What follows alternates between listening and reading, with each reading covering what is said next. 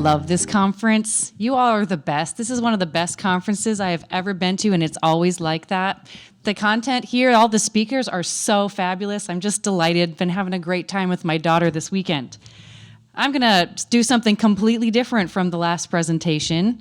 Let's see if I can get this mic out. We'll just point it towards me a little. Thanks. Because I have very small children, I write out my speeches in advance to help with my brain gaps caused by constant interruption. I'm sure none of you have ever experienced that in your lives. Since the 1960s, cultural leaders in media, Hollywood, academia, and politics have fiercely criticized men for expressing male characteristics, and they fiercely criticized women for expressing female characteristics. This has led some commentators on the right more recently to lambast what they call the over-feminization of our society. But are we really experiencing a cultural over-feminization? It looks to me instead like we have a swap. We have feminization where there should be masculinity, and we have a masculinization where there should be femininity. Our women are pushed to act like men, and our men to act like women. And the resulting social transgenderism makes everyone extremely unhappy, not to mention dysfunctional. Both sexes are out of whack. We are all transgender now. Some try to address this by praising men's positive attributes and criticizing women's negative attributes. This is a good effort, but so far it is still largely left out praising women for their female attributes and, to a lesser extent, criticizing men for feminine behaviors. It's an improvement on the West's long reign of feminist socialization, but I think it could use some more improvements. So before we get to those, let's look at the more recent critiques from the right of this so-called social over-feminization. One prominent critique of women has become a social media meme called the Longhouse. It was explained in a First Things essay recently by a man who goes by the name Lomez. He uses the metaphor of a collective living, primitive longhouse, and he says, more than anything, the longhouse refers to the remarkable overcorrection of the last 2 generations towards social norms centering feminine needs and feminine methods for controlling, directing, and modeling behavior. Lomez claims that our anti-speech culture, which we've talked about a lot this weekend, is a result of this over-feminization. He complains about the demands for so-called consensus, and he complains the prohibition on offensiveness and harm take precedence over stating the truth. Further, he says, these speech norms are enforced through punitive measures typical of female-dominated groups: social isolation, reputational harm, indirect and hidden force. He delivers a ringing indictment of safetyism as a prime example of over-feminized norms, saying, think of the COVID Karen, triple masked, quad boosted, self-confined for months on end, hyperventilating in panic as she ventures to the grocery store for the first time in a year, then scolding the rest of us for wanting to send our kids back to school and demanding instead that we all abide by her hypochondria on pain of punishment by the bureaucratic state. This person, who is as often male as female, is the avatar of the Longhouse. The pro-abortion writer, who considers himself on the right also, Richard Hanania, he defines America's so-called over-feminization problem as nobody wanting to stand up to women crying. Women win arguments because they cry when they lose, he says, and nobody knows how to respond to that in a way that doesn't make the responder look like a cad. So, he says, the strength of any anti-wokeness movement depends in large part on the strengths of its antibodies to a certain kind of female emotionalism. And then in a 2023 video and essay, the journalist Chris Rufo mainstreamed the concept of what he called a cluster B society, a theme perhaps most deeply discussed by the disaffected podcaster Joshua Slocum. So cluster B is a group of 4 psychological disorders: narcissism, borderline personality disorder, histrionic, and antisocial. And often they intersect, so one person with one might have characteristics of some of the others. So Rufo and Slocum argue that these personality disorders increasingly characterize our social behavior. Rufo describes bureaucratic cancel culture as a cluster B psychodrama in which victimhood replaces accomplishment as the standard of merit, accusation replaces disagreement as the means of settling disputes, false compassion becomes the primary method of manipulating citizens into compliance, and the whole scheme is enforced with the threat of violence. Obey or suffer the consequences. Slocum often notes how woke culture engages in the cluster B habit of reversal, that is, smearing others with allegations that they're doing an evil thing that the individual making the accusation is actually engaged in himself. An example, of course, is when transgender people claim they're unsafe if they can't undress in little girls' locker rooms. Rufo ties these pathologies into feminism, arguing that our female future has a darker side. Contrary to the messages one gets from elites, he says, biological sex differences are real, and a societal imbalance between the two has negative effects for everyone. Taken too far, overly feminized leadership produces exactly the kind of cluster B society we observe today, one in which identity is rewarded over merit, victimhood is prized over competence, and antisocial behavior goes unchecked. Moral narcissism becomes the coin of the realm, and political conflicts are settled through blackmail and manipulation. The researcher and author Heather McDonald has also complained about the feminized university spreading these kinds of dysfunctional social dynamics. The most far-reaching effects of the feminized university are the intolerance of dissent from political orthodoxy and the attempt to require conformity to that orthodoxy, she writes. This intolerance is justified in the name of safety and inclusivity. Further, she notes, female dominance of the campus population is intimately tied to the rhetoric of unsafety and victimhood.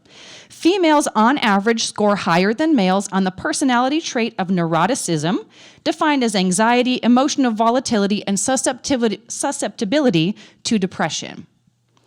So, are out-of-control women to blame for bureaucracy, campus-style hysteria that now extends everywhere through HR departments, manipulation and blackmail to obtain leftist social conformity, and the widespread celebration of victimhood? I'd say partly, but also I think there are some things missing from these critiques. One big problem is that the administrative state, a fancy word for bureaucracy, is a male creation, both in its history and in its style.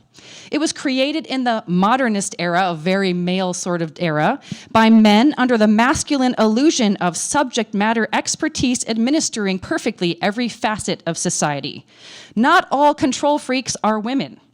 Even though I think it's fair to argue, and in fact do argue in my new book, False Flag, that identity politics maniacs have seized the administrative state to implement their policy goals, effecting a regime change in the United States. Second, one cannot talk about women without also talking about men, at least a little, and vice versa. We are each other's human complement. Neither men nor women exist without the other, both literally and metaphorically. We are locked into a dance with each other, whether we like it or not. So whenever one sees a woman gone wild, one should also start looking for what is less obvious, the men doing nothing about her hysteria. Whether it is university or corporate bosses, her husband, boyfriend, or father, just behind just about every crazy woman is a man somewhere abdicating his just and proper authority. This, in fact, is the genesis of the modern feminist movement, as Carrie Gress documents in her 2023 book, The End of Woman. Since the beginning, leading feminists have all been women with chaotic relations with the opposite sex, from being beaten by their fathers to being abandoned by the fathers of their children. This is not a coincidence. In fact, the Holy Bible establishes this dysfunctional dynamic as an archetype in its very first book, Genesis. When Eve smashed the perfection of the world by disobeying God at the coaxing of the satanic snake, Adam was sitting right there the whole time. What was he doing? Nothing. And that's the problem. As John Stuart Mill said, bad men need nothing more to compass their ends than that good men should look on and do nothing. Of course, I would never absolve women of responsibility for their own actions. It is not 100% Adam's fault that Eve ate that forbidden fruit. Eve is also responsible. So also the women inflicting their inner chaos on the rest of us are absolutely responsible for their decisions to respond to their interior suffering with malevolence. Well, what I am saying is that it takes two irresponsible parties to create the situations all these commentators describe of the perpetrator and those who refuse to stop him. Even if cancel culture is the work of hysterical women and feminized men, it only works if weak men capitulate to it. That is the main power of masculinity. In fact, to protect the vulnerable against predators. If malevolent aggression goes unchecked, yes, it's the aggressor's fault, but it is also the fault of those responsible for stopping that aggression who aren't. And any men who are whining about women are acting like feminized men. Instead of complaining impotently, they should stand up and show how they can lead and protect the vulnerable from unchecked aggression. Rufo is a great example of this. He not only talks in the public square, but he also seeks just authority and uses it prudently. For example, he's a trustee for the new College of Florida that Stanley talked about yesterday. We need 10,000 more like him to take similar positions of authority and use them for society's protection instead of its exploitation and enslavement. So both men and women are to blame for our current situation. For if women get hysterical, it is someone's job to take those women home and give them a hot bath. After someone has told them to sit down and stop acting like a lunatic. Clearly, one of these roles is for the father, and one of them is for the mother. Alas, our society no longer cultivates either mothers or fathers. Instead, what we have is a mass of increasingly unparented children running around in adult bodies, self-righteously victimizing each other.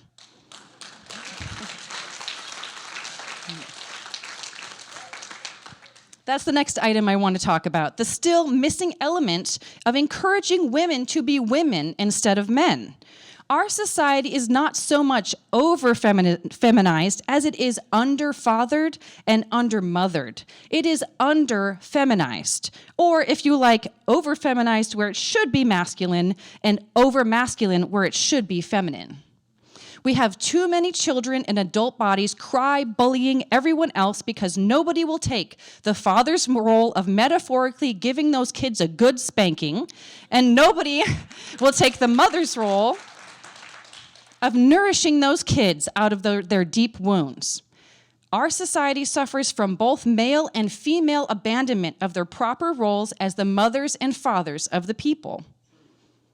You see, the backbiting, tantrum-throwing, social ostracism, and intense anxiety these critics of women describe is infant and middle school girl behavior, as Mary Eberstadt outlined in her excellent book, Primal Screams. That is not adult woman behavior at all. I know plenty of very mature and wonderful women who would never act like out-of-control babies. So are X chromosomes the problem, or is it arrested development?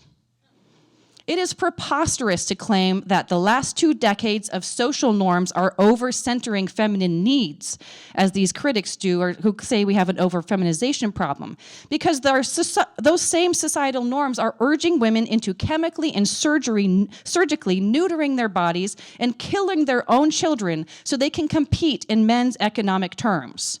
Our feminist society does exactly the opposite of centering feminine needs. What centers feminine needs is men marrying women and providing for them and their children, and women seeking the maturity that usually accrues to us from motherhood.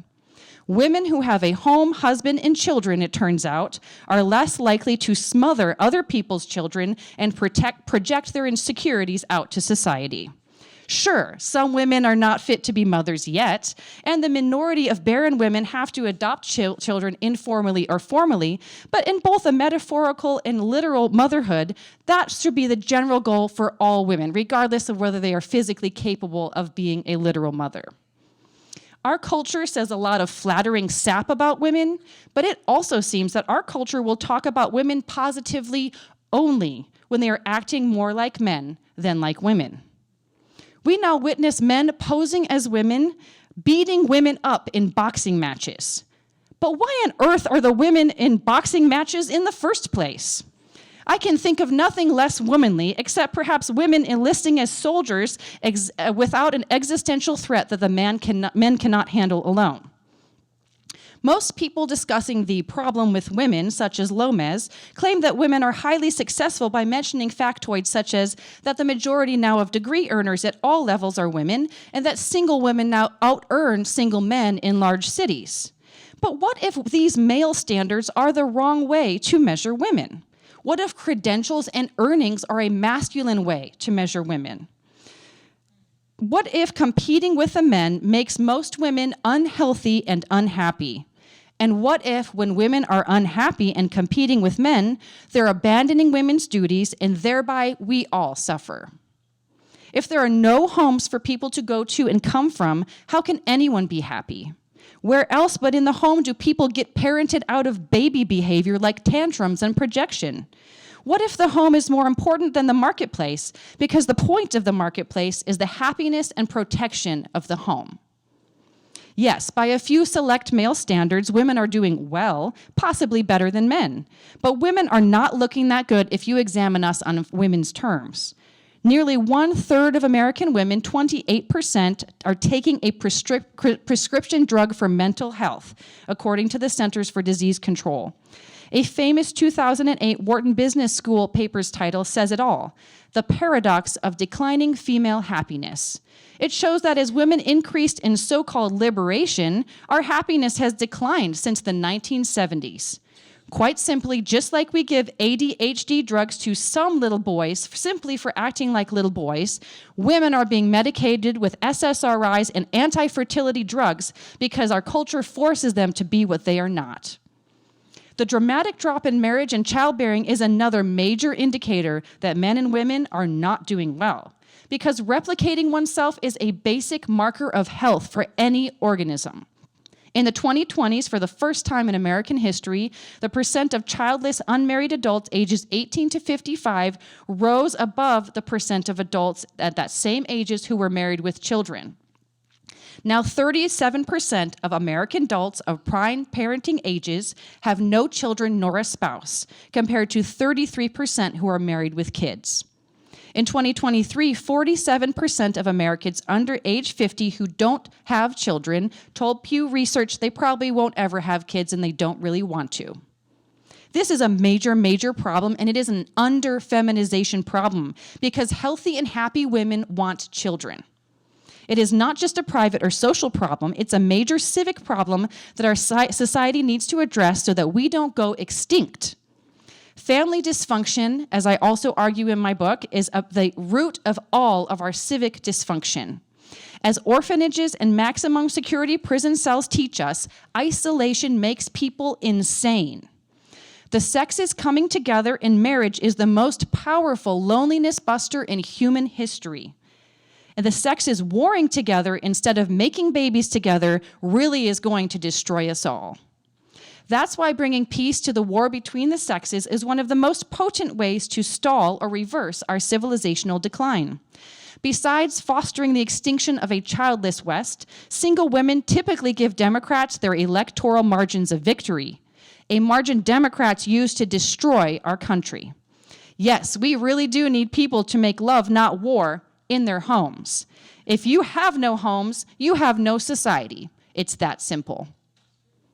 This topic is at the core of Phyllis Schlafly's legacy, which is why it is so perfect that we're celebrating that this weekend. Mrs. Schlafly embodied uniquely feminine virtues that made her so effective, and she was a role model for women like me. Rather than isolating people, she brought them together. She was a community organizer for good. She was able to balance prioritizing her role as a wife and mother with an outsized national impact. She did not have to kill her children or neuter her husband to do it either.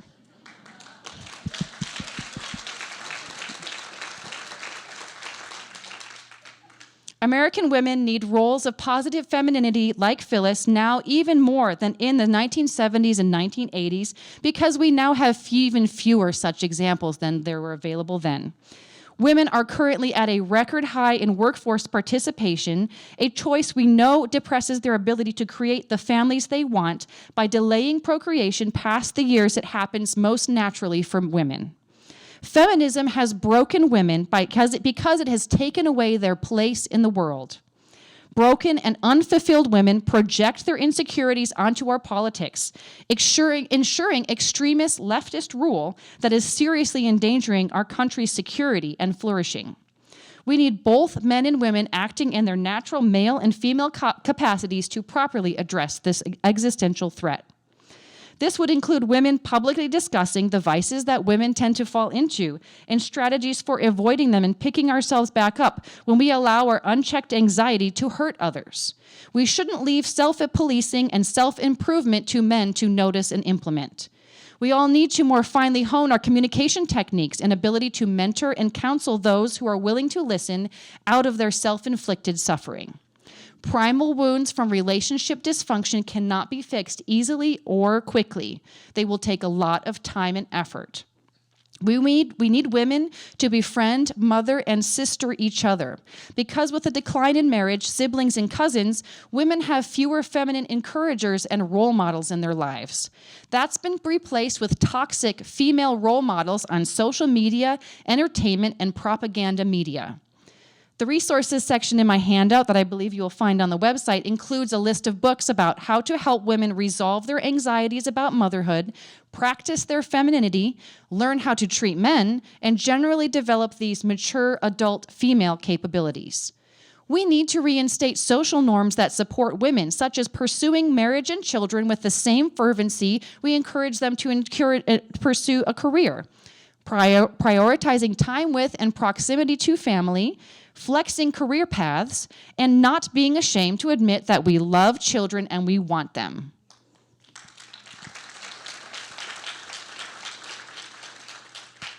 So no, our society is neither over-feminized nor pro-woman. It is deeply anti-woman.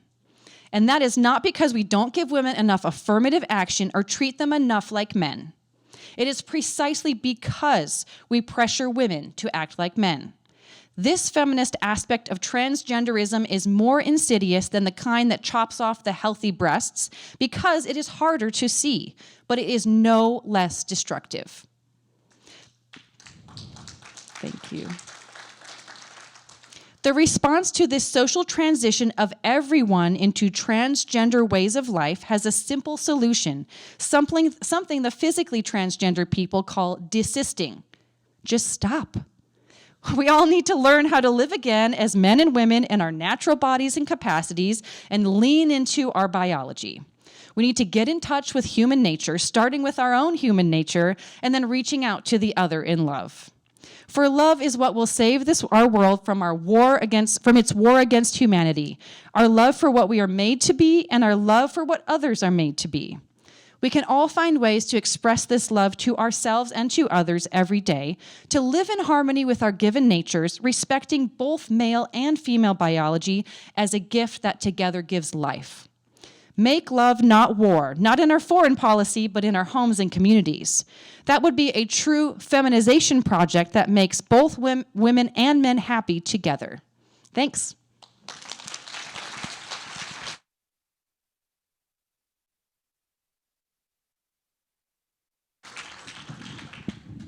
Joy, can you tell everybody about your new book that got canceled, which you have for sale outside? I do.